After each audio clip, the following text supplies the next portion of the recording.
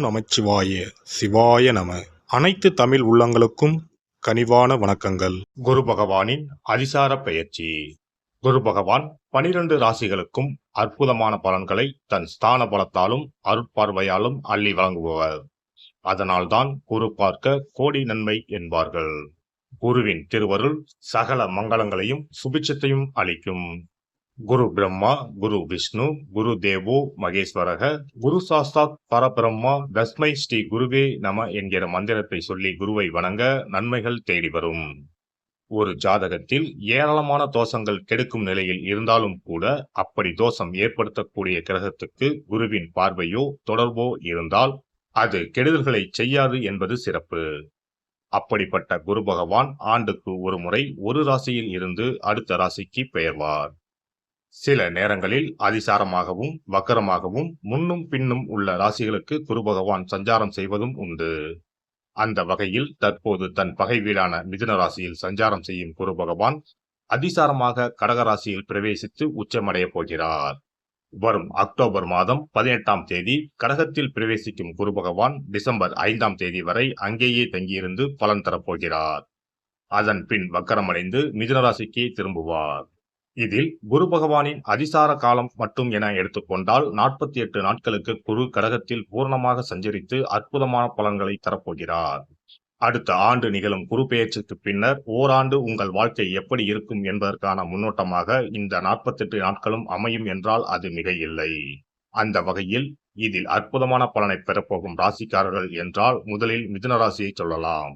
ஜென்ம குருவாக இருந்தவர் தனஸ்தானத்துக்கு நகர்வது நல்ல மாற்றமாகும். கன்னி ராசிக்கு லாபஸ்தானத்தில் அமர்ந்து உற்சாகத்தை கொடுக்க போகிறார். விருச்சிக ராசிக்கு 9இல் அமர்ந்து ஆசுவாசப்படுத்தப் போகிறார். மகர ராசிக்கு 7இல் அமர்ந்து ஆனந்தமான வாழ்வை தரப்போகிறார்.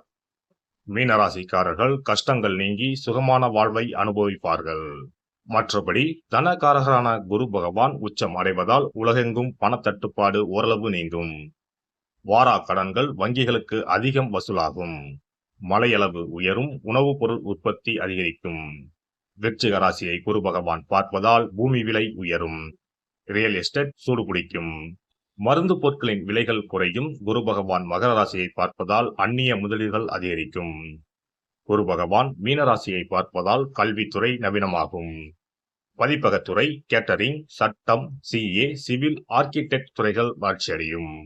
இந்த அதிசார பெயர்ச்சியால் உங்கள் வாழ்வில் வளமும் நலமும் செல்வ செழிப்பும் பெற்று வாழ்வில் உயரிய நிலையை அடைய எல்லாம் வல்ல எம்பெருமானை வேண்டி விரும்பி கேட்டுக்கொள்கிறேன். வசீகர தோற்றமும் வார்த்தை சாதுரியமும் கொண்ட ரிஷபராசி அன்பர்களே, தற்போது 2ஆம் வீட்டில் குரு பகவான் இருந்து அருள் செய்து கொண்டிருக்கிறார். தேவையான பணவரவு வருவதால் பெரிய கவலைகள் இல்லாமல் இருக்கிறது என்ற நிலைமைதான். ஆனால் அக்டோபர் 18ஆம் தேதி குரு பகவான் 3ஆம் இடமான கடகத்தில் அடியெடுத்து வைக்கிறார். 3ஆம் இடத்து குரு முடக்குரு. எனவே இந்த குரு பெயர்ச்சி என்னவெல்லாம் செய்யுமோ என்கிற அச்சம் ஒரு சில ரிஷபராசிக்காரர்களுக்கு இருக்கும். ஆனால் அப்படிப்பட்ட பயம் எதுவும் தேவையில்லை. இயல்பாகவே குரு பகவான் ரிஷபராசிக்காரர்களுக்கு லாபாதிபதி மட்டுமல்ல, அஷ்டமாதிபதியும் கூட. அஷ்டமாதிபதி தனக்கு அஷ்டமத்தில் சென்று மறைவது விபரீத ராஜயோகத்தை கொடுக்கக்கூடிய அமைப்பு. பலகாலம் முயற்சித்தும் கொடுத்து திரும்ப வராமல் இருந்த கடன் தொகை கைக்கு வரும். செல்வாக்கு அதிகரிக்கும். எல்லா வகையிலும் நல்லது நடக்கும். திடீரென சொத்து வாங்கும் அமைப்பு உண்டு. நட்பு வட்டம் விரிவாகும். அரசு சார்ந்த விஷயங்கள் நல்லபடியாக முடியும். முயற்சிகள் அனைத்துமே வெற்றியாக முடியும்.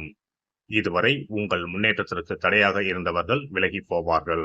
குரு பகவானின் பார்வை 7ஆம் வீட்டில் படுவதால் கணவன் மனைவிக்கு இடையே இருந்த ஈகோ விலகி அன்யோன்யம் அதிகரிக்கும். குடும்பத்தில் ஒற்றுமை உண்டாகும். பிரிந்திருந்த கணவன் மனைவி ஒன்று சேர்வார்கள். திருமணத்திற்காக காத்திருக்கும் ரிஷபராசி இளைஞர்களுக்கு நல்ல வரன் அமையும். திருமண பேச்சுவார்த்தை சுகமாகும்.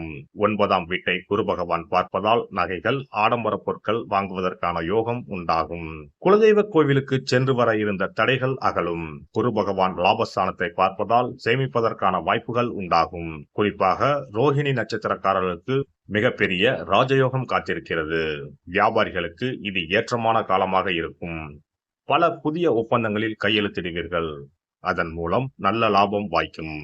வேலையிடத்தில் இதுவரை தொல்லையாக இருந்த அதிகாரி சமாதான போக்கை கடைபிடிப்பார். சிலருக்கு சம்பள உயர்வு அல்லது பதவி உயர்வு கிடைக்கும். பணியில் எதிர்பார்த்த சலுகைகளும் கிடைக்கும்.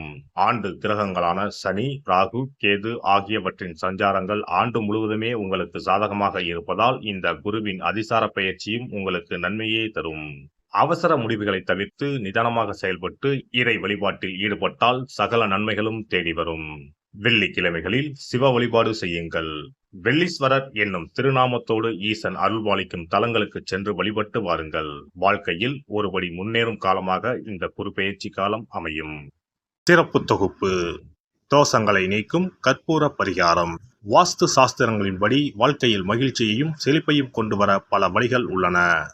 வருமானம் பெருக, வீட்டில் உள்ள கண் திருஷ்டி நீங்க, வேலை கிடைக்க, பல சுப பலன்கள் கிடைக்க, சிறு விஷயம் செய்தால் எல்லாம் நல்லபடியாக நடக்கும். வாஸ்துப்படி கற்பூரம் மற்றும் கிராம்பு எரிப்பது பல பிரச்சனைகளை சமாளிக்கும். இரவில் கிராம்பு வைத்து கற்பூரம் கொளுத்துங்கள். ஆசைகளை நிறைவேற்றும் சக்தி கற்பூரத்திற்கு உண்டு. உங்கள் விருப்பம் நன்றாக இருந்தால் அது நிச்சயம் நிறைவேறும். பண பிரச்சனைகளில் இருந்து விடுபட சனிக்கிழமை இரவு படுக்கைக்கு செல்வதற்கு முன் கிராம்பு மற்றும் கற்பூரத்தை வெள்ளிக்கிண்ணத்தில் எரிக்கவும். இப்படி செய்தால் பண பற்றாக்குறையை போக்கலாம்.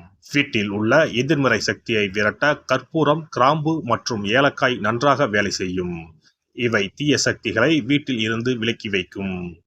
கற்பூரம், 5 ஏலக்காய், 5 கிராம்பு ஆகியவற்றை ஒரு பாத்திரத்தில் எடுத்து எரிக்கவும்.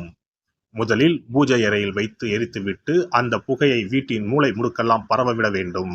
இவ்வாறு செய்வதன் மூலம் வீட்டில் அமைதி உண்டாகும். கண் திருஷ்டி நீங்கும்.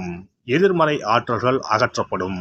வீட்டில் இருப்பவர் மீது தீய பார்வை இருந்தால் அது நீங்கும். இவற்றை எரிப்பதன் மூலம் வீட்டில் உள்ள எந்த நோய்வாய்ப்பட்ட நபரின் உடலில் இருந்தும் அந்த பிரச்சனைகள் நீங்கும். ஆரோக்கியம் மேம்படும். சனிக்கிழமை அன்று மாலை வீட்டில் கிராம்பு மற்றும் கற்பூரத்தை எரிப்பது குடும்ப உறுப்பினர்களுக்கு மகிழ்ச்சியையும் அன்பையும் தரும். எல்லோரும் மகிழ்ச்சியாக இருப்பார்கள்.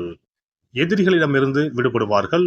மேலும் கிராம்பு மற்றும் கற்பூரத்தை எரித்து வர வீட்டில் உள்ள பிணக்குகள் நீங்கும். சில சமயங்களில் நீங்கள் எவ்வளவு முயற்சி செய்தாலும் உங்கள் தொழிலில் வெற்றி பெற முடியாது. இது போன்ற சமயங்களில் கற்பூரத்துடன் இந்த தீர்வை முயற்சிக்கவும். இந்த அணுகுமுறை நீங்கள் விரும்பிய வெற்றியை தரும். வேலை நேர்காணலுக்கு செல்லும் போது கற்பூரம் மற்றும் கிராம்பு எரிப்பது நல்லது. மேலும் 2 கிராம்புகளை வாயில் போட்டுவிட்டு வெளியே செல்லவும். நேர்காணலுக்கு செல்வதற்கு முன் அவற்றை அசைக்கவும். இப்படி செய்தால் வேலை கிடைக்கும். தொழிலில் முன்னேற்றம் ஏற்படும். கடுகு எண்ணெயில் 2 கிராம்புகளை போட்டு காலையில் கடவுளுக்கு அருகில் தீபம் ஏற்றவும். அதன் பிறகு நேர்காணலில் கலந்து கொள்ளுங்கள். இவ்வாறு செய்வதன் மூலம் தொழிலில் உள்ள தடைகள் அனைத்தும் நீங்கும். நல்ல வேலை கிடைக்கும். திருமண உறவில் சிக்கல் இருந்தால் வெள்ளி அல்லது வேறு ஏதேனும் பாத்திரத்தில் கற்பூரத்தை எரிக்கவும். அறையின் மூலையில் 2 கற்பூரங்களை வைக்க வேண்டும். இவ்வாறு செய்வதன் மூலம் தம்பதிகளிடையே ஒற்றுமை அதிகரிக்கும். மேலும் இரவில் கற்பூரம் மற்றும் கிராம்புகளை எரிப்பதால் வாழ்வில் உள்ள தடைகள் நீங்கும். 6 கற்பூரம் மற்றும் 36 கிராம்புகளை எடுத்து வீட்டில் தூவி வர உங்கள் திருமண வாழ்க்கையில் உள்ள தடைகள் நீங்கும்.